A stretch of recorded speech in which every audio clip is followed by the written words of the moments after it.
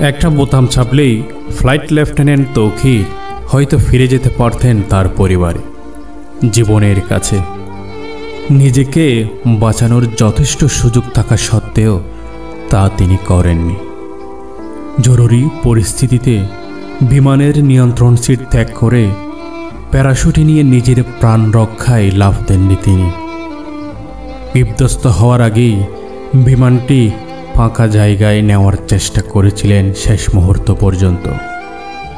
তৌকির আজ যে বিমানটি নিয়ে বেরিয়েছে সেটি ছিল পুরনো এক F-7 যুদ্ধ বিমান, যার জায়গা 2025 সালের আকাশে থাকার কথা না।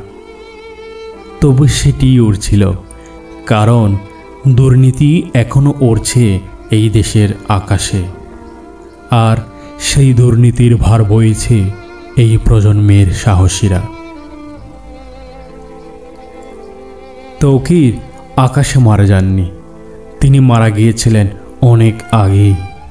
যেদিন বাজেট চুরি হয়েছিল, যেদিন সিদ্ধান্ত হয়েছিল 1976 সালের বাতিল বিমান দিয়েই চলবে আধুনিক যুগের প্রশিক্ষণ,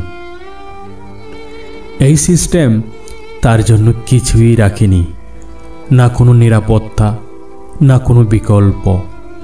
রেখে গিয়েছে কেবল ঝুঁকি, মরছে ধরা লোহা আর তরুণ এক অফিসারের নিশ্চিত মৃত্যু।